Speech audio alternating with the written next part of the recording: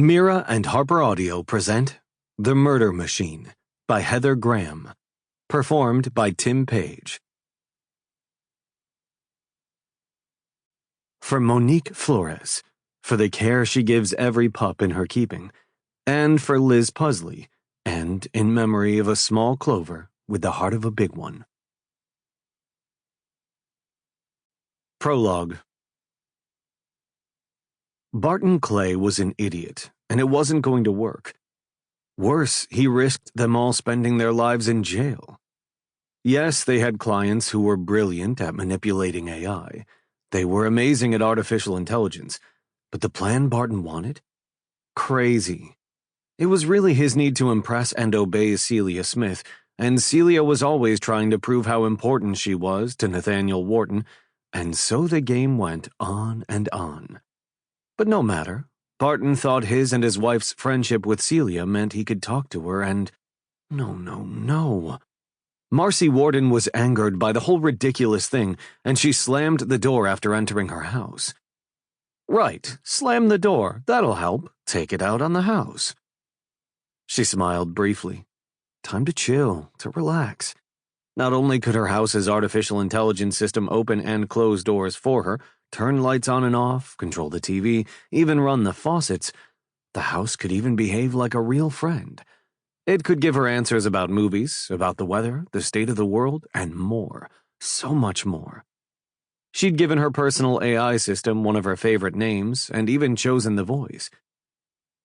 Chrissy, she commanded the house's AI, turn the lights on, and go ahead and get the TV going too, any news channel. Lights came on. The television sprang to life, presenting the weather. Lights, TV, welcome home, Marcy, Chrissy said. Thanks. Of course, AI didn't care if it was thanked or not, but what the heck? She should stay in practice for dealing with the human world. Yep, she loved Chrissy. She hated Barton Clay. Shaking her head, Marcy headed on into the kitchen. She was hungry. She looked around at the oven, the range, the toaster, mixer, coffee pot, cutting board, electric knife. There were all kinds of things she could find in the refrigerator, but first, her eyes went to the bar, set up on the marble-topped counter between the kitchen and the dining room. After the day she'd had, a drink. She poured herself a large whiskey, swallowed it in a single gulp, and went for another. Then she was ready for the rest of the kitchen. She was, she knew, very hungry, and at the rate she was drinking, food was going to be necessary, even if she was hoping the whiskey would help her sleep, close her eyes, and black out the day. So, Chrissy, open the fridge, she said. Obediently, the refrigerator door slowly swung open. She began to peruse the contents thoughtfully. A salad would be good, but not filling, but it could go with some toaster pastries. Easy, fast. She was vaguely aware of the weather making way for the news. Wall Street was at it again. Well, of course, the world had become a place that could be so easily manipulated. Setting her drink down, she reached for the lettuce and grabbed the box of toaster pastries from the pantry. The fridge automatically whooshed shut behind her. Walking past the sink, she set the food down on the large cutting board on the counter and put the pastries into the toaster. Chrissy, start the toaster, please, she said. Not too well done. She frowned.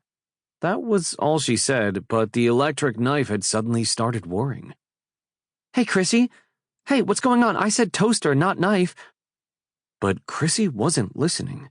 The knife was on high, flopping all around on the counter, almost flipping about like an excited puppy.